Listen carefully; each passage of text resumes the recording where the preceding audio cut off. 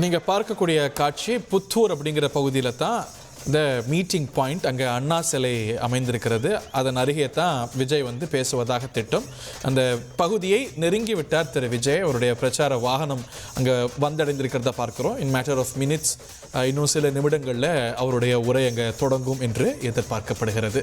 அங்கே கூடியிருக்கிறவங்கெல்லாம் கேமராக்களை தூக்கி அதை பதிவு செய்யக்கூடிய காட்சிகளை பார்க்கின்றோம். ஏரியல் வியூஸையும் பார்க்குறோம்.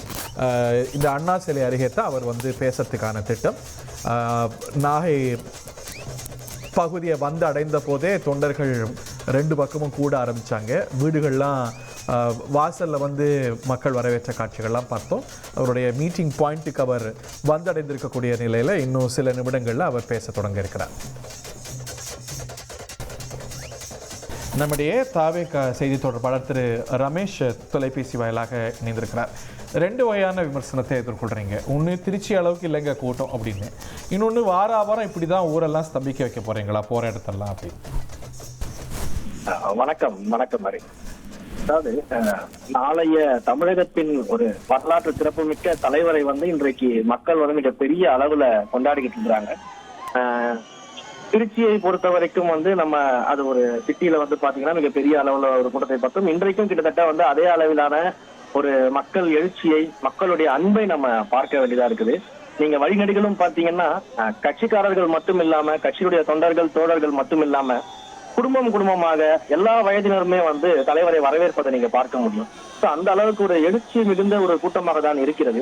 இன்னொன்று வந்து இதை நம்ம வந்து ஸ்தம்பிக்க வைக்கிறோம், திட்டமிட்டு நம்ம செயல்படுறோம் அப்படிங்கிறது போன்ற பிம்பத்தையே வந்து நாங்க மறுக்கிறோம். ஏன்னா ஒரு மக்கள் அன்பை பெற்ற ஒரு தலைவர் செல்லும் இடங்களில் எல்லாம் இது போன்ற ஒரு மக்கள் எழுச்சி வருவது அப்படிங்கிறது யதார்த்தமான ஒன்று, இயல்பான ஒன்று. இதை வந்து நம்ம திட்டமிட்டு செய்வது போல வந்து சித்தரிக்கப்படுவதையே வந்து நாங்க மறுக்கிறோம். அதுக்கப்புறம் திருச்சி அளவுக்கு இல்லைங்க அப்படின்னு சொல்றாங்க. இல்ல, அதாவது இன்றைக்கு வந்து நீங்க பாத்தீங்கன்னா திருச்சி அளவுக்கு இல்ல அப்படிங்கறத வந்து நீங்க வந்து வெறும் எண்ணிக்கையை வைத்து மட்டும் நீங்க வந்து சொல்வது வந்து எப்படின்னு எனக்கு புரியல. பட் நீங்க வந்து வழிநடுகிலும் பாத்தீங்கன்னா அவர் வரக்கூடிய சாலைகள்ல ஒவ்வொரு இடங்கள்லயுமே இன்றைக்கு மக்கள் நின்று கொண்டிருக்கிறார்கள். நீங்க வந்து ஒவ்வொரு இடத்திற்கு தகுந்தாறு போலதான் நீங்க பார்க்க முடியும்.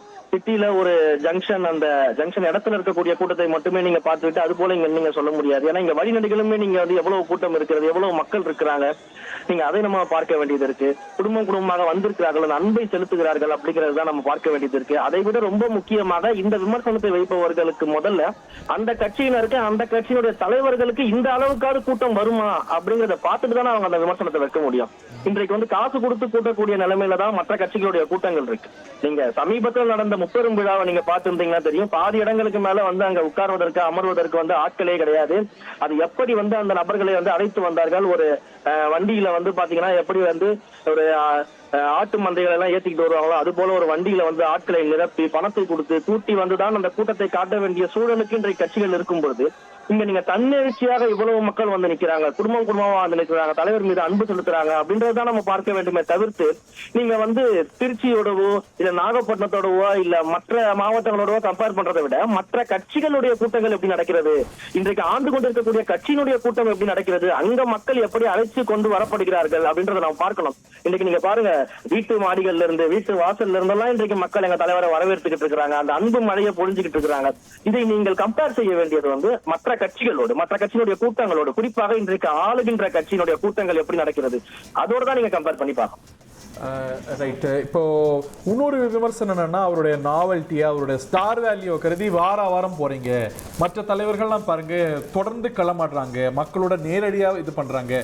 இவர் வந்து ஒரு கேரவன் மாதிரியான ஒரு வாகனத்துல போறாரு, பீப்புள் கனெக்டே அவருக்கு இல்லை அப்படின்னு எதிர் விமர்சனம் வைக்கிறாங்க. மற்ற தலைவர்கள்லாம் பாருங்க மக்களா இருக்காங்க. சரி, நீங்க இன்றைக்கு வந்து நீங்க உங்களுடைய மீடியாவின் சார்பாகவே வந்து ஒவ்வொரு மாவட்டத்தில் இருக்கக்கூடிய மக்களை போய் சந்திச்சு பாருங்க. அந்த மக்களிடம் வந்து நீங்க போய் கேட்டு பாருங்க. கடந்த வாரங்கள்ல வந்து ஐயா திரு முதலமைச்சர் அவர்கள் வந்து எந்தெந்த கூட்டங்கள்ல கலந்துக்கிட்டாரு, எந்தெந்த ஊருக்கு போனாரு, இல்ல வந்து மற்ற கட்சி தலைவர்கள் வந்து எந்தெந்த இடங்களுக்கு போனாங்க, எந்தெந்த கூட்டங்களுக்கு போனாங்க, இல்ல அடுத்தது அவங்க எங்க போக போறாங்க அப்படின்றதையும் மக்கள்கிட்ட கேளுங்க. தாவேகாவுடைய தலைவராக இருக்கக்கூடிய வெற்றி தலைவர் தளபதி அவர்கள் போன வாரம் எங்க கலந்துக்கிட்டாரு, அடுத்த வாரம் எங்க போக போறாருன்றதை கேளுங்க. மக்கள் மிக தெளிவாக நம்முடைய தலைவர் எங்கெல்லாம் கலந்துக்கிறாரு, அடுத்து எங்கெல்லாம் போக போறாரு போறாருன்றத மிக தெளிவாக சொல்லுவாங்க. மற்ற கட்சியினரை பற்றி இன்றைக்கு மக்கள் வந்து சிந்திக்கிறது கூட கிடையாது. அவங்க எங்க போறாங்க, எங்க வராங்க, என்ன பேசுறாங்க, அடுத்து என்ன பண்ண போறாங்கன்றத பத்தி இன்றைக்கு மக்கள் பார்ப்பது கூட கிடையாது. நீங்க களத்துடைய நிலவரம் அப்படிதான் இருக்குது. அப்படி இருக்கும்போது நீங்க வாரத்துக்கு ஒரு தடவை சந்திக்கிறாரு, இது போன்ற விமர்சனங்கள் எல்லாமே மற்ற கட்சிகளுடைய இயலாமையின் காரணமாக வெளிப்படக்கூடிய விமர்சனம். இன்றைக்கு மக்கள் மிக தெளிவா இருக்கும்போது நீங்க வாரத்திற்கு ஒரு நாள் வராருன்னு நீங்க சொல்றீங்க. ஆனா வாரம் முழுக்க இந்த தலைவர் தான் வந்து அவர் பேசக்கூடிய விஷயங்கள் தான் இன்றைக்கு பேசு பொருளாக இருக்கிறது. இதையெல்லாம் விமர்சனமாக வைக்கக்கூடிய கட்சியினர் வந்து தலைவர் பேசக்கூடிய குற்றச்சாட்டுகளுக்கு இன்றைக்கு வரைக்கும் ஆதாரத்தோடு அந்த குற்றச்சாட்டை மறுத்து யாராவது பேசியிருக்காங்களான்னு பாருங்க, யாரும் பேசியிருக்க மாட்டாங்க. அப்போ அவர் வைக்கக்கூடிய அரசியல் ரீதியான, நிர்வாக ரீதியான, மக்கள் பிரச்சனை ரீதியிலான குற்றச்சாட்டுகளுக்கு எல்லாம் இங்க பதில் அளிக்காம இது போன்ற விமர்சனங்களை வைத்துக் கொண்டு மக்களை திசை திருப்புவதற்காக ஒரு டாக்டிக்ஸும் மற்ற கட்சிகள் பண்ணிக்கிட்டு இருக்காங்க. அதுதான் உண்மை. ஆனா கலை யதார்த்தம் அப்படி கிடையாது. ஒவ்வொரு வாரமும் தலைவர் வரும்போது மக்கள் அன்பை செலுத்தி அவர் என்ன விதமான அரசியல் பேச போகிறார், மக்களுக்கான பிரச்சனையை என்ன பேச போகிறார், அது எப்படி வந்து இன்னைக்கு தமிழ்நாடு முழுக்க எதிரொலிக்க போகிறது அப்படின்றத மக்கள் ரொம்ப ஆவலோடு எதிர்பார்த்துட்டு இருக்கிறார். அனுமதிக்கப்பட்ட அந்த புள்ளியை நெருங்கி கொண்டிருக்கிறது திரு விஜயோடைய பிரச்சார வாகனம். திரு ரமேஷ், நாகை அப்படிங்கிறது திரு விஜயோடைய கரியர்ல ரொம்ப முக்கியமான இடம் இல்லையா? ஒரு 16 ஆண்டுகளுக்கு முன்னாடி இதே இடத்துக்கு வந்து அவர் மீனவர் பிரச்சனையெல்லாம் பற்றி பேசினாருங்கிறது நினைவு. How special is Nagai? நாகையை பொறுத்த வரைக்கும் வந்து நீங்க சொன்னது போல மீனவர்கள் வந்து தொடர்ந்து படுகொலை செய்யப்படக்கூடிய விவகாரங்களை கையில் எடுத்து மிகப்பெரிய பிரம்மாண்டமான ஒரு கூட்டத்தை வந்து ஏற்பாடு செய்து அந்த மீனவர்களுடைய ஆதரவாக மக்கள் இயக்கத்தின் சார்பில் நம்முடைய தலைவர் வந்து அன்றைக்கே ஒரு நடிகராக இருக்கும்போது தன்னுடைய ரசிகர்களாக இருந்த அனைவரையும் ஒன்று கூட்டி தமிழ்நாடு அளவில் வந்து ஒரு மிகப்பெரிய பொதுக்கூட்டத்தை அங்க நடத்தினாரு. அன்றைக்கு வந்து மீனவர்களுக்காக வந்து தலைவர் அவர்கள் பேசினாரு. தொடர்ந்து வந்து அவருடைய திரைப்படங்கள்லயுமே நீங்க பாத்தீங்கன்னா பல்வேறு இடங்கள் வந்து மீனவர்கள் சமுதாய மக்கள் மீது மிகப்பெரிய அன்பை வெளிப்படுத்தக்கூடிய காட்சிகளை வந்து தலைவருடைய படங்கள்ல இருக்கும். அவர் வந்து மிகப்பெரிய ஒரு அன்பு வைத்திருக்கக்கூடியவர். அதனால தொடர்ந்து இந்த கச்சத்தீவு விவகாரங்கள், மீனவர்கள் படுகொலை செய்யப்படக்கூடிய விவகாரங்கள், அதுக்கு அது தொடர்பாக தீர்மானம் நிறைவேற்றுவது, ஏதாவது ஒரு ஆல்டர்னேட்டிவ் சொல்யூஷன் அதற்காக செய்யணும் அப்படின்னு நினைப்பது, ஒன்றிய மாநில அரசுகளும் தொடர்ந்து வந்து அதற்கான ஒரு வலியுறுத்தல் ஈடுபடுவது என அந்த மக்களுக்கான ஒரு மிகப்பெரிய அன்பை வந்து தொடர்ந்து அவர் வெளிக்காட்டி கொண்டிருக்கிறார். அதே சமயத்துல இன்றைக்கு வந்து நாகை மாவட்டத்தை நம்ம எடுத்து பார்க்கும்போது அங்க இருக்கக்கூடிய பிரதான பிரச்சனைகளாக அங்க வறுமை வந்து நம்ம மிகப்பெரிய ஒரு பிரச்சனைகளாக நம்ம பார்க்க வேண்டியது இருக்கு. அங்க இருக்கக்கூடிய இளைஞர்களுக்கான வேலை வாய்ப்பு எந்த அளவுக்கு இருக்குன்னு பார்த்தா அங்க ஒரு மிக குறைவான ஒரு வேலை வாய்ப்பு அங்க இருக்கக்கூடிய இளைஞர்களுக்கு வந்து இருப்பதை நம்ம பார்க்க முடியுது. அதே போல நாகை மாவட்டம் வந்து விவசாயமும் மீன்பிடித்தலும் வந்து ஒரு முக்கிய தொழிலாக அங்க இருக்கிறது. இங்க வந்து விவசாயத்திற்காக அந்த விவசாயிகளுடைய பொருளாதாரத்தை உயர்த்துவதற்காக அவர்களின் வாழ்வை மேம்படுத்துவதற்கான திட்டங்கள் இந்த அரசு வந்து என்னெல்லாம் செய்யாம தவறி இருக்கு அப்படிங்கறதை நம்ம பார்க்க வேண்டியது இருக்கு.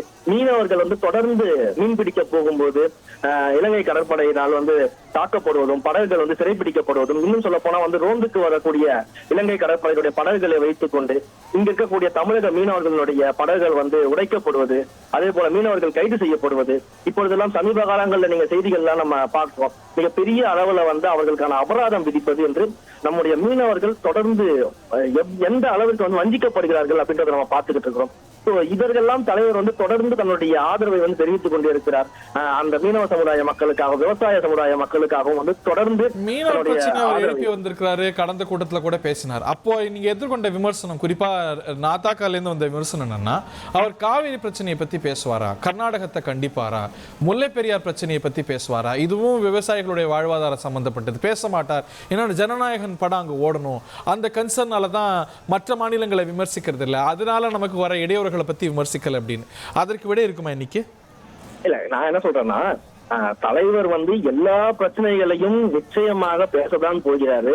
அவர் ஒரு காலமும் வந்து எதற்காகவும் வந்து தன்னுடைய அரசியல் பயணத்தை பொறுத்த வரைக்கும் மக்கள் நலனை சமரசம் செய்து கொள்ளாத ஒரு தலைவராக தான் அவர் இருப்பாரு. அவர் வந்து திரைப்பட துறையிலிருந்தே வந்து விலகி ஒட்டுமொத்தமாக நான் அரசியலுக்கு வரப்போகிறேன், மக்களோடு தான் இருக்க போகிறேன் என்று சொல்லிவிட்டு வரக்கூடிய ஒரு தலைவர் வந்து திரைப்படத்திற்காக எந்த இடத்திலும் வந்து மக்கள் நலனை சமரசம் செய்யக்கூடிய ஒரு தலைவர் கிடையாது. இதை தொடர்ந்து வந்து நாம் தமிழர் கட்சியினரோ மற்றவர்கள் விமர்சனம் செய்யறாங்கன்னா அவங்க ஒரு தனி உலகத்திலிருந்து பேசிக்கிட்டு இருக்கிறாங்க. அவங்க எதிர்பார்ப்பது அத்தனையும் அன்றைக்கே ஒரு தலைவர் செய்துவிட வேண்டும் அப்படின்னு அவங்க நினைக்கிறாங்கன்னா அது அவங்க கட்சியில வந்து அவங்க செய்யலாம். இன்னொரு கட்சிக்கு அதை எங்கு செய்யணும், எப்படி செய்யணும், சட்ட ரீதியாக செய்யணுமா, களத்துல செய்யணுமா, இல்லை வந்து அதை எந்த மாதிரியான வந்து நம்ம ஒன்றிய அரசு மாநில அரசு அழுத்தம் கொடுத்து எப்படி செய்ய போறோம் அப்படிங்கிற ஒரு திட்டங்கள் இருக்கும். அப்போ ஒரு சொல்யூஷனை நோக்கி நம்ம நகரக்கூடிய வகையில தான் நம்முடைய தமிழக வெற்றி கழகம் தொடர்ந்து பயணம் செஞ்சுக்கிட்டு வருது. நீங்க வந்து கச்சத்தீவு விவகாரத்தை எடுக்கும்போது கூட வெறுமனே வந்து நீங்க ஒன்றிய அரசையோ இல்ல மாநில அரசையோ குற்றம் சாட்டாம அதற்கு ஒரு ஆல்டர்னேட் சொல்யூஷனை நம்ம தலைவர் சொல்றாரு. குறிப்பிட்ட காலங்களுக்கு வந்து கச்சத்தீவை குத்தகைக்கு எடுக்க முடியுமா, அதன் மூலமாக வந்து பாத்தீங்கன்னா மீனவர்களுக்கு வந்து எந்த விதமான பிரச்சனைகளும் இல்லாமல் இது போன்ற வஞ்சிப்புகள்லாம் இல்லாம அவர்கள் வந்து சுதந்திரமாக வந்து மீன் பிடிக்கிறதுக்கு செல்ல முடியுமா என்ற பல்வேறு கோணங்கள்ல வந்து நீங்க வந்து நடவடிக்கை எடுக்கிறதுக்கான முயற்சிகளை ஈடுபடுங்க விமர்சனம் இருக்கு. நீங்க கச்சத்தீவை வந்து மீட்பீங்களான்னு மோதியை கேட்கறீங்க, நியாயமான கேள்வி. இன்னைக்கு மத்திய அரசு என்ன நடவடிக்கைங்கிற கேள்வி முக்கியமானது. ஆனா கொடுத்த காங்கிரஸை விமர்சிக்கலையே, கூட்டணிக்கு எதிர்பார்த்து விமர்சிக்கலையோ அப்படிங்கிற பார்வையும் வைக்கிறாங்க. இல்ல நீங்க தொடர்ந்து நீங்க இந்த ஒரு அரசியலை தான் நம்ம வந்து பாத்துக்கிட்டே இருக்கோம். அதாவது நம்ம வந்து இன்றைக்கு ஆளுகின்ற ஆட்சியாளர்களை நோக்கி இன்றைக்கு அதிகாரத்தை கையில் வைத்திருப்பவர்களை நோக்கி நம்ம ஒரு கேள்வி எழுப்புறோம். நீங்க இன்றைக்கு அதிகாரத்துல இருக்கீங்க, இந்த மக்களுக்கு இதையாவது செய்யுங்க. நிரந்தர தீர்வு அப்படிங்கிறது கச்சத்தீவு மீட்பதாக இருந்தாலும் வந்து இப்போதைக்கு இடைக்கால தீர்வாக ஒரு விஷயத்தை நாங்க சொல்றோம், அதுக்கு ஏதாவது வழிவகை இருக்கான்னு பாருங்க அப்படின்னு நம்ம வந்து ஒரு சஜஷனையும் சொல்றோம். அப்ப இன்றைக்கு அதிகாரத்தில் இருக்கக்கூடியவர்களை நம்ம இது போல கேள்வி கேட்டு அவர்களை வந்து அதற்கான ஒரு சொல்யூஷனை நோக்கி கொஞ்சமாவது நகர்த்த முடியுமா அப்படின்னு நம்ம பார்ப்பதுதான் அரசியலை தவிர்த்து நீங்கள் தொடர்ந்து வந்து அன்றைக்கு அவர்கள் செய்தார்கள் அவர்கள் நீங்க கேள்வி கேட்கல, போன வாரம் இன்னொருத்தர் செஞ்சாரு அதற்கு நீங்க கேள்வி கேட்கல அப்படின்றது யாரை நோக்கி கேள்வி கேட்கிறோம் அப்படிங்கிறத விட இன்றைக்கு மக்களுக்கு என்ன பயனை நம்ம கொடுக்க முடியும்? ஆட்சியாளர்களை நோக்கி நம்முடைய சஜஷன்ஸையும் நம்முடைய கேள்விகளையும் எழுப்பும் போது இன்றைக்கு அவர்களால ஏதாவது ஒண்ணு செய்ய முடியுமா? அவர்கள் அதிகாரத்தை கையில வச்சிருக்கிறாங்க. அப்ப அந்த அதிகாரத்தை பயன்படுத்தி அதற்கான ஏதாவது ஒண்ணு நடக்குமா? குறைந்தபட்சம் ஒரு டிஸ்கஷன்ஸ் ஆட்சியாளர்கள் வந்து செய்ய முடியுமா அப்படின்றத நோக்கிதான் நம்ம போய்கிட்டு இருக்கோம். இதுல வந்து யாராக இருந்தாலும் சரி, மக்கள் நலன் சார்ந்து யாராக இருந்தாலும் வெற்றி தலைவர்கள் நிச்சயமாக கேள்வி எழுப்புவார். அதுல எந்த விதமான மாற்று கருத்துமே கிடையாது. நன்றி திரு ரமேஷ். அவருடைய பிரச்சார வாகனம் புத்தூர் பகுதியை வந்தடைந்திருக்கிறது. இந்த மீட்டிங் ஸ்பாட்டுக்கு வந்தடையறதுக்கு இன்னும் நேரம் பிடிக்கிறது. அங்கே மொட்டை மாடிகளில் அருகாமையில் இருக்கக்கூடிய கட்டிடங்கள் எல்லாம் மக்கள் கூடி பார்க்குற காட்சிகளையும் நம்ம பார்க்கிறோம்.